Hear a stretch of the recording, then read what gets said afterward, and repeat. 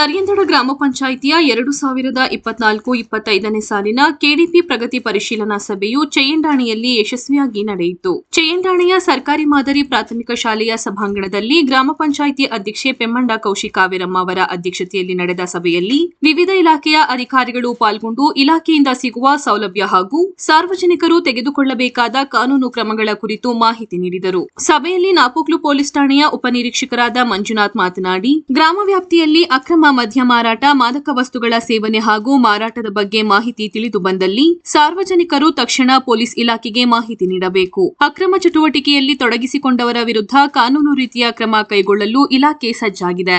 ಅಕ್ರಮ ಮಾದಕ ವಸ್ತುಗಳ ಜಾಲವನ್ನು ಸಮಾಜದಿಂದ ಕಿತ್ತೊಗೆಯಲು ಪೊಲೀಸ್ ಇಲಾಖೆಯೊಂದಿಗೆ ಸಾರ್ವಜನಿಕರು ಸಹಕಾರ ನೀಡಬೇಕು.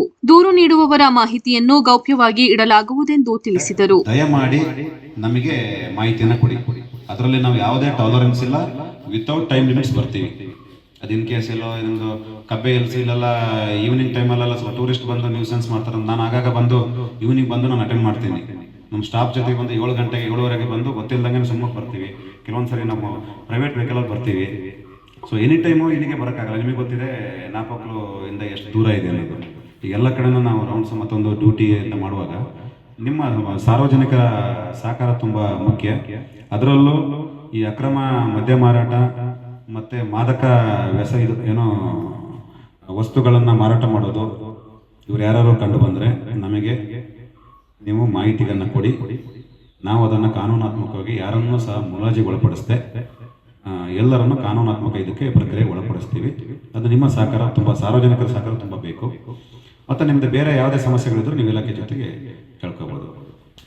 ವಿರಾಜಪೇಟೆ ಗ್ರಾಮಾಂತರ ಪೊಲೀಸ್ ಠಾಣಾಧಿಕಾರಿ ಲತಾರವರು ಸಂಚಾರಿ ನಿಯಮಗಳ ಕುರಿತು ಮಾತನಾಡಿ, ಇತ್ತೀಚೆಗೆ ಅಪ್ರಾಪ್ತರ ವಾಹನ ಚಾಲನೆ ಹೆಚ್ಚಾಗಿದೆ. ಪೋಷಕರು ತಮ್ಮ ಅಪ್ರಾಪ್ತ ಮಕ್ಕಳಿಗೆ ಪರವಾನಗಿ ಇಲ್ಲದೆ ವಾಹನಗಳನ್ನು ಕೊಡಬೇಡಿ. ಅಪ್ರಾಪ್ತರು ವಾಹನ ಚಾಲನೆ ಮಾಡಿ ಸಿಕ್ಕಿಬಿದ್ದಲ್ಲಿ 25,000 ರೂಗಳಷ್ಟು ದಂಡ ಹಾಗೂ ವಾಹನದ ಮಾಲೀಕರಿಗೆ ಜೈಲುವಾಸ ವಿಧಿಸಲಾಗುತ್ತದೆ ಎಂದರು. ಜೈಲಿಗೂ ಕೂಡ ಕಳಿಸಬಹುದು. ಪೇರೆಂಟ್ಸ್ ಯಾರು ಗಾಡಿ ಓನರ್ ಇರ್ತಾರೆ, ಪೇರೆಂಟ್ಸ್ ಇರ್ತಾರೆ ಅವರಿಗೆ. ಬಟ್ ಅದು ಸಣ್ಣ ಪುಟ್ಟ ವಿಷಯ ಅಲ್ಲ. 25,000 ಅಂತಂದ್ರೆ ಯಾರಿಗೂ ಈಸಿಯಾಗಿ ತಗೊಳ್ಳಿ ಅಂತ ವಿಷಯ ಅಲ್ಲ. 25,000 ಅಂದ್ರೆ ಅದ್ರಲ್ಲಿ ನಮ್ಮ ಎಫರ್ಟ್ ಇರುತ್ತೆ, ನಮ್ಮ ಶ್ರಮ ಇರುತ್ತೆ. ಅದಕ್ಕೆ ಎಷ್ಟೋ ದಿವಸ ನಾವು ಕೆಲಸಗಳನ್ನ ಮಾಡಿರ್ತೀವಿ, ಎಷ್ಟೋ ದಿನ ಸೇವಿಂಗ್ಸ್ ಮಾಡಿರ್ತೀವಿ. ಪ್ಲಸ್ ಏನಂದ್ರೆ ಮೈನರ್ಗೆ ಗಾಡಿ ಕೊಟ್ಟು ಫೈನ್ ಕಟ್ಟಿದೀವಿ ಅನ್ನೋದಕ್ಕಿಂತ ಹೆಚ್ಚಾಗಿ ಇನ್ ಕೇಸ್ ಏನಾದ್ರಲ್ಲಿ ಬೇರೆ ಯಾವುದೋ ಆಕ್ಸಿಡೆಂಟ್ ಏನಾದರೂ ಆಗಿದ್ರೆ ಒಂದು ಇಲ್ಲ ಇವರಿಗೆ ಆಗ್ಬೋದು ಅಥವಾ ಅಪೋಸಿಟ್ ಯಾರು ಇರ್ತಾರೆ ಅವರಿಗೆ ಆಗ್ಬೋದು. ಅದು ಜೀವ ಹೋಗ್ತಕ್ಕಂಥ ಸಿಚುವೇಶನ್ ಕೂಡ ಕ್ರಿಯೇಟ್ ಆಗಂತ ಚಾನ್ಸಸ್ಗಳಿರ್ತವೆ. ಅದರಲ್ಲಿ ನಾವು ಯೋಚನೆ ಮಾಡೋದು ನಮ್ಮ ಮಗುಗೆ ಗಾಡಿ ಕೊಟ್ಟು ಏನೋ ಅವ್ನು ಸೇಫಾಗಿ ಬರ್ತಾನೆ ಅನ್ನೋದಕ್ಕಿಂತ ಹೆಚ್ಚಾಗಿ ಬೇರೆ ಯಾರಿಗೂ ಏನೋ ಅಪಾಯ ಆಗಲ್ವಾ, ನಮ್ಮ ಮಗ ಸೇಫಾಗಿ ಬರ್ತಾನ ಅಥವಾ ನಮ್ಮ ಮಗಳು ಸೇಫಾಗಿ ಬರ್ತಾಳ, ನಾವು ಚೆನ್ನಾಗಿರ್ತೀವ. ಯಾಕೆಂದ್ರೆ ನಾವು ಒಂದು ಫಿಸಿಕಲಿ ಹ್ಯಾಂಡಿಕ್ಯಾಪ್ಟ್ ಇರ್ಬೇಕಾದ್ರೆ ನಾವೇ ಎಷ್ಟೋ ಜನ ಹೇಳ್ತೀವಿ ಈ ತರ ಆಗ್ಬಿಟ್ಟಿದೆ ಅಯ್ಯೋ ಅಂತ ನಾವೇ ಮರಗಿಸ್ತೀವಿ. ಅಂತಂದ್ರೆ ಚೆನ್ನಾಗಿ ಫಿಸಿಕಲಿ ಫಿಟ್ ಇರೋಂಥವ್ರು ಇನ್ ಕೇಸ್ ಏನಾದ್ರೂ ಗಾಡಿ ತಗೊಂಡೋಗಿ ಆಕ್ಸಿಡೆಂಟ್ ಆಗಿ ಏನಾದ್ರೂ ಒಂದು ಸ್ವಲ್ಪ ಸ್ಮಾಲ್ ಆಗಿ ಒಂದು ಚಿಕ್ಕ ಸಣ್ಣ ಪುಟ್ಟದ ಆಕ್ಸಿಡೆಂಟ್ ಆಗಿ ಅಥವಾ ಏನಾದ್ರೂ ಪಾರ್ಷಿಯಲಿ ಏನಾದ್ರೂ ಡ್ಯಾಮೇಜ್ ಆಗಿದ್ರೆ ಅದು ನಮ್ಮ ಒಂದು ಫ್ಯಾಮಿಲಿಗೆ, ಪೇರೆಂಟ್ಸ್ಗೆ ಎಷ್ಟು ಎಫೆಕ್ಟ್ ಆಗುತ್ತೆ ಅಂತ ಅಂದ್ಬಿಟ್ಟು ನಿಮಗೆ ಗೊತ್ತಿರುತ್ತೆ.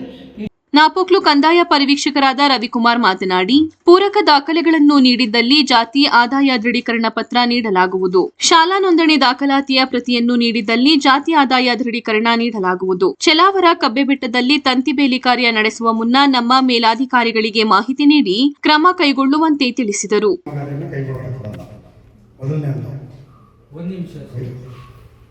ಈ ನಿಟ್ಟಿನಲ್ಲಿ ನಾನು ನಾಳೆ ಜನರನ್ನು ಸೇರಿಸುವ ಅಭಿಪ್ರಾಯವನ್ನು ಮಾಡಿದ್ದೀನಿ. ಅವರು ಸೇರುವಂಥ ಪರಿಸ್ಥಿತಿ ಇದೆ.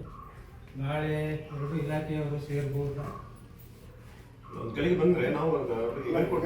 ವಿಚಾರ ಹೇಳಬೇಕು ಅಂತ ಹೇಳ್ತಂದ್ರೆ ನಮ್ಮ ಮೇಲಾಧಿಕಾರಿಗಳಿಗೆ ಫಸ್ಟ್ ಮಾಹಿತಿಯನ್ನು ಕೊಡಬೇಕು. ಫಸ್ಟ್ ಪಂಚಾಯತಿಯಿಂದ ಮತ್ತು ಗ್ರಾಮಸ್ಥರಿಂದ ನಮ್ಗೆ ಒಂದು ಲೆಟ್ರ್ ಕೊಡಿ, ಈಗ ಮಾಡ್ತಾ ಇದ್ದಾರೆ ಅಂತ ಅದ್ರ ಬೇಸಿಸ್ ಮೇಲೆ ಮಾಡ್ತೀವಿ. ಯಾಕಂದ್ರೆ ಈಗ ಕಬ್ಬೆಯಲ್ಲಿ ಗೆಸ್ಟ್ ಹೌಸ್ ಮಾಡೇನೆ ನಮಗೆ ನ್ಯೂಸೆನ್ಸ್ ಕ್ರಿಯೇಟ್ ಆಗಿ ಸುಮಾರು ಸರಿ ಗಲಾಟೆ ಎಲ್ಲ ಆಗಿದೆ. ಆಮೇಲೆ ಈ ಕಂದಾಯ ಇಲಾಖೆಯವರು ಏನು ಗಮನ ವಹಿಸೋದಿಲ್ಲ ಅನ್ನೋದು ಕಂಪ್ಲೇಂಟ್ ಆಗಿದೆ.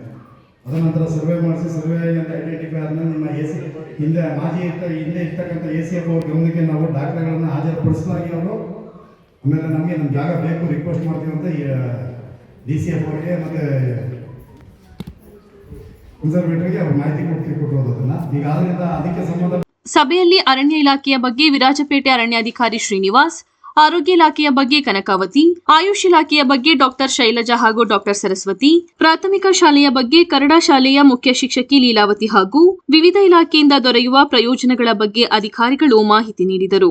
ಈ ಸಂದರ್ಭ ಗ್ರಾಮ ಪಂಚಾಯಿತಿ ಉಪಾಧ್ಯಕ್ಷ ಕೂಡಿರ ವಿನೋದ್ ನಾಣಯ್ಯ, ಅಭಿವೃದ್ಧಿ ಅಧಿಕಾರಿ ಆಶಾಕುಮಾರಿ, ಗ್ರಾಮ ಪಂಚಾಯಿತಿ ಸದಸ್ಯರು, ಪ್ರಾಥಮಿಕ ಶಾಲೆಯ ಮುಖ್ಯ ಶಿಕ್ಷಕಿ ಪ್ರೇಮಕುಮಾರಿ, ಅಂಗನವಾಡಿ ಆಶಾ ಕಾರ್ಯಕರ್ತೆಯರು, ಸಂಜೀವಿನಿ ಒಕ್ಕೂಟದ ಸದಸ್ಯರು, ಗ್ರಾಮ ಪಂಚಾಯಿತಿ ಸಿಬ್ಬಂದಿಗಳು ಹಾಗೂ ಮತ್ತಿತರರು ಉಪಸ್ಥಿತರಿದ್ದರು. ಸೇವಾಗ್ರಾಮ ಅಂತ ಹೇಳೋದ್ರಲ್ಲಿ ಆಗಿರುತ್ತೆ, ಅನ್ವಯ ಆಗಿರುತ್ತೆ. ಮತ್ತೆ ಆ ಗ್ರಾಮಕ್ಕೆ ನಾವು ಆಯುಷ್ ಸೇವಾ ಗ್ರಾಮ ಅಂತ ಹೇಳಿ ಒಂದು ಬೋರ್ಡ್ ಕೂಡ ಮಾಡ್ತೀವಿ. ಸೊ ನೀವುಗಳು ನಮ್ಮ